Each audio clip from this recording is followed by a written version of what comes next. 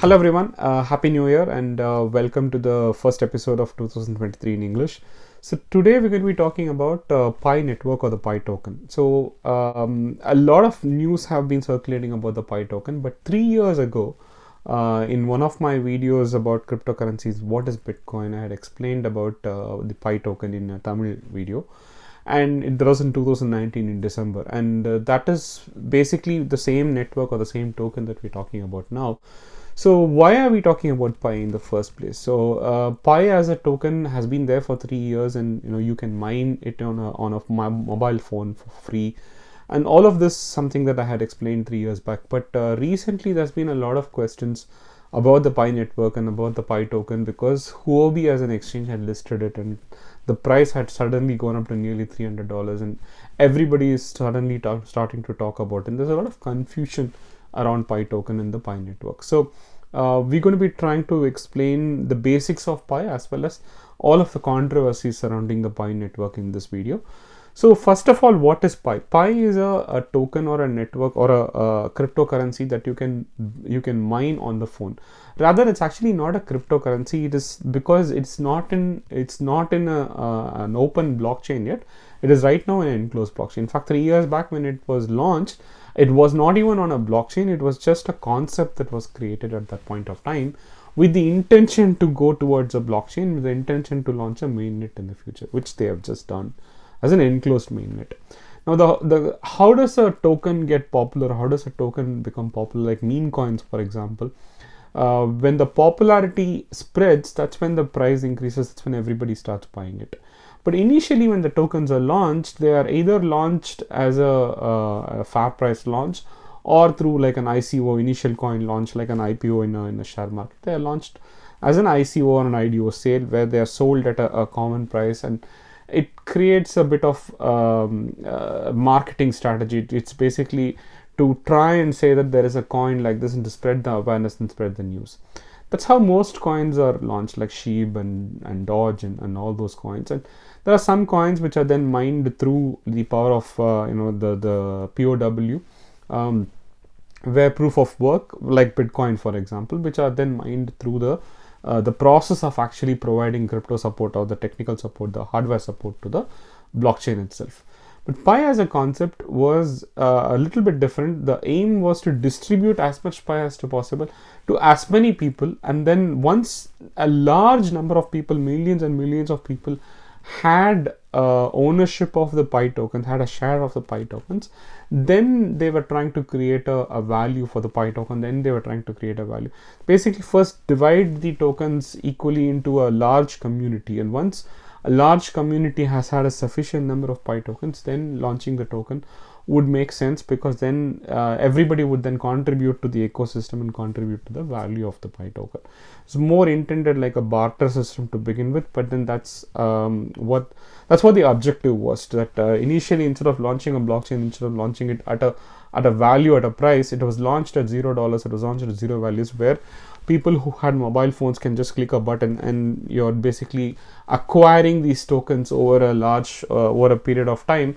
And for the last 3 years, many people have been mining it on their mobile phone, including me. I've been, like I had explained in that video in 2019, you can basically just, for free, you can just click the button and you can just accumulate Pi over a period of time slowly. And you will also basically tell your friends and tell people that you know, and that's how the thing spreads.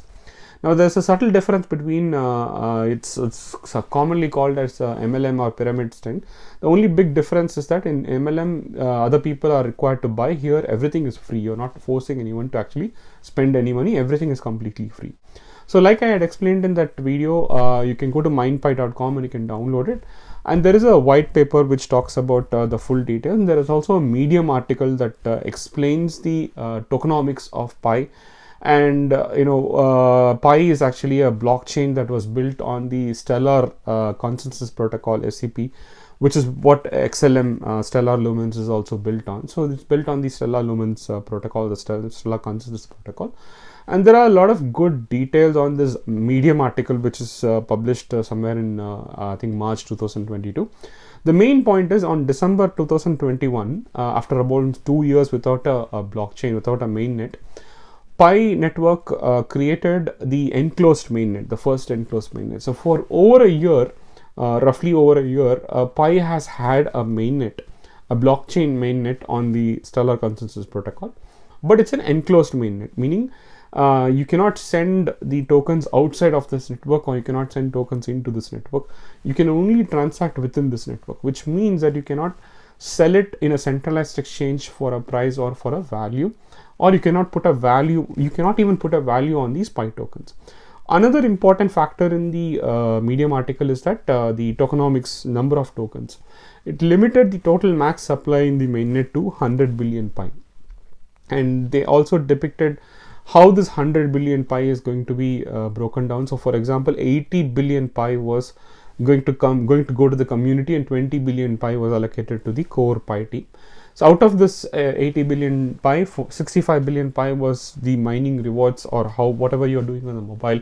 That is where the 65 billion Pi was being allocated to, which is a huge amount that is being allocated to a free mining process from a crypto token perspective.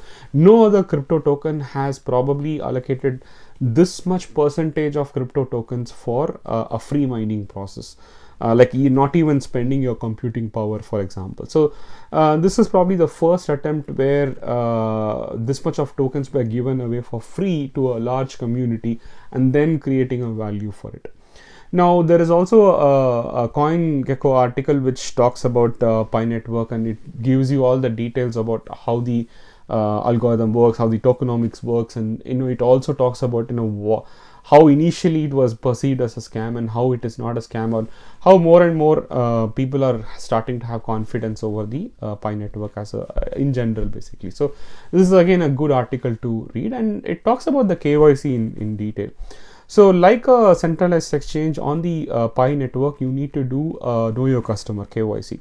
The reason, the rationale that they've given is that because people can have multiple phones or multiple devices, they can create duplicate accounts, fake accounts, and they can mine in multiple devices. One person can mine in multiple devices.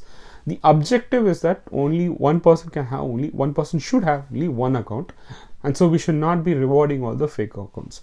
So even if you had managed to mine in like 5 or 10 phones, for example, you can do KYC on only one phone, and that limits the fake accounts, or that limits the duplicate accounts. And this is one of the main reasons why they've said that KYC is required. And this makes sense, because that what it would mean is that out of the 65 billion, probably only about 15 or 20 billion would actually go to as actual rewards to actual people, because there is an expectation that the remaining would probably be fake accounts, or would be probably people having multiple accounts on multiple devices. So the controversy started when Huobi Global on December 29th, they announced that they are listing Pi token Pi without any announcement from the Pi network team in their official channels. Huobi just announced that they are listing the Pi tokens, and Pi token launched to almost like nearly $300 to start with on the launch day, and it went up at one point to probably about $309, $310, and it has gradually come down from that point. But it did huge volumes. It did millions and millions of dollars in volume, and that is when it got the attention of the media, and it got the attention of the social media, and a lot of people started talking about it. Now, the reason this was controversial was because the Pi team, or the Pi network team, actually came out in a tweet saying that they have not authorized any exchanges to list Pi token as such. So they had warned, in fact, saying that you can suffer substantial losses by participating in those unauthorized listings. And even on their website, they published a detailed article that it is still in an enclosed mainnet stage, which means that you cannot transfer Pi tokens to outside of the enclosed mainnet, and all of these exchanges are doing it without their authorization. But in general, what the exchanges had done is that they had listed an IOU token. An IOU token, again, give you a link to what an IOU token is, but it's basically a representation of a token. Before the actual token gets issued, you can basically give a representation of the token using a IOU token. Now, this has been done many times before, especially in crypto. The most famous example is when Spark token or Flare token in 2020, when it was about to be launched, or when they thought it was about to be launched, a lot of exchanges listed the Flare token as an IOU token. And Flare Network actually came out with a tweet saying that they are aware that many exchanges had listed the Flare token as an IOU. I had even tweeted saying that there is an IOU of Flare and not actually the FLR token, and the risk of trading an IOU token with zero idea of what the price would be at launch.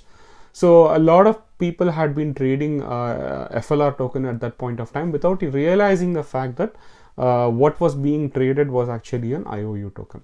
And even though on the there was a clear indication from Flare and there was a notification from the crypto exchange that it was IOU token. If you go to a crypto pricing website, it did say Flare IOU, for example, when the pricing was given. So for right now, even like next week is when the actual Flare token is going to launch.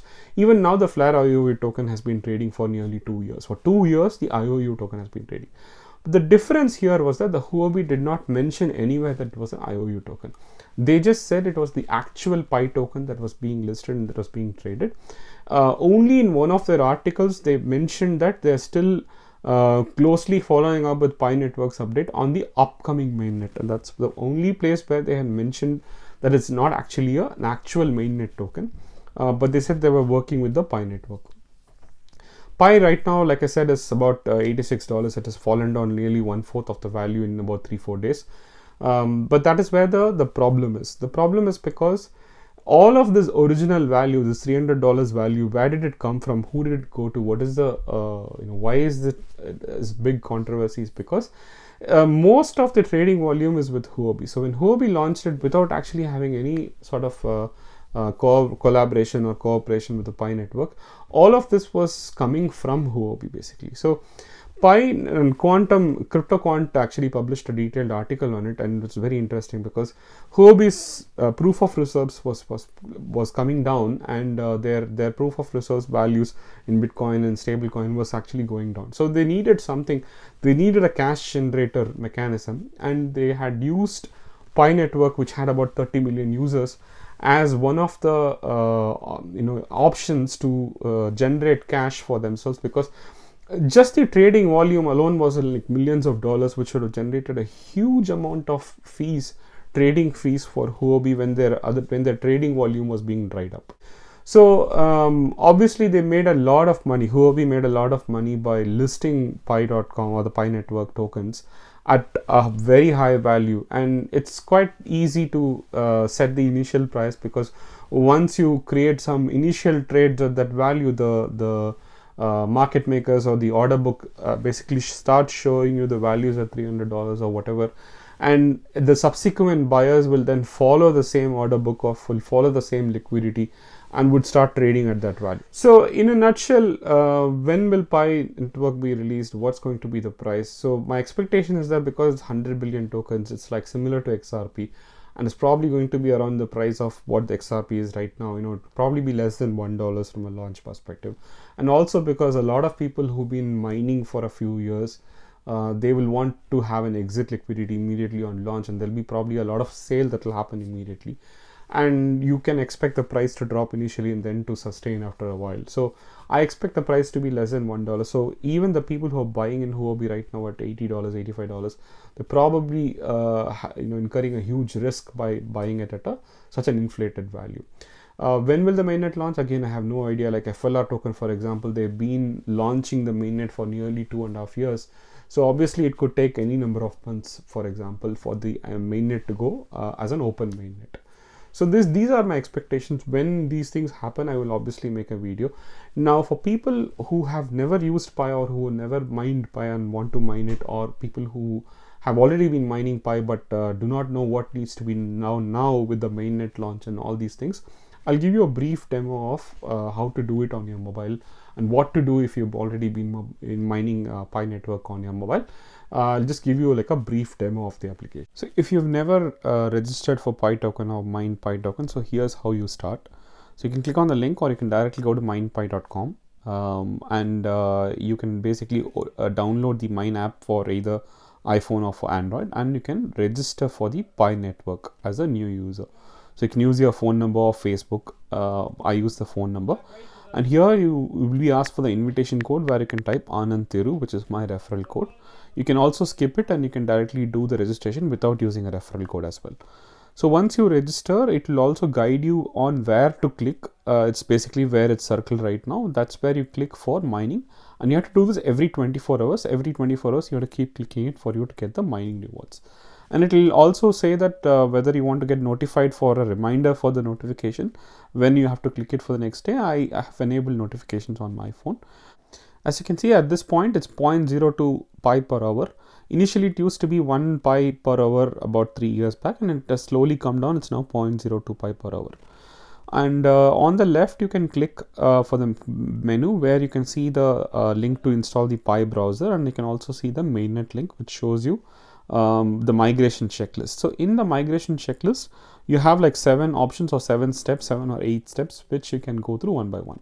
Now, even for the users who already created Pi network and been mining it for a few years but have not done the KYC, so you can click there and click on the sign into Pi browser, which will then open the link for downloading the Pi browser. Pi browser is another app like Pi network mining. Pi browser is another app where you can actually have the links for KYC, for wallet creation. So we'll start with the KYC option. So know your customer, as I've already explained why we need to do KYC. We need to provide our details like a crypto exchange. We need to provide our details, and we need to provide our identity card like a driver license or a passport. And you have to go through the verification process, the KYC verification process, similar to how you will do in a centralized exchange. And once you have done this, then again you can go back to the Pi network or the Pi token. You can look at the migration checklist, and in the migration checklist you can then see that once this first download has been done, that will be marked as green. Now you can click on the second step, which is creating a Pi wallet. It will again open the Pi browser. So once you've done the Pi browser, it will open it for all the actions, and in the Pi browser it will ask you to generate a wallet if you have not created one. When you generate a wallet, it will give you a 24-word secret phrase which you can store safely like any DeFi wallet. Here it will start with a testnet where you will have like 100 testnet tokens, and you can actually send and receive tokens within the testnet to the other Pi network participants who are also on the testnet.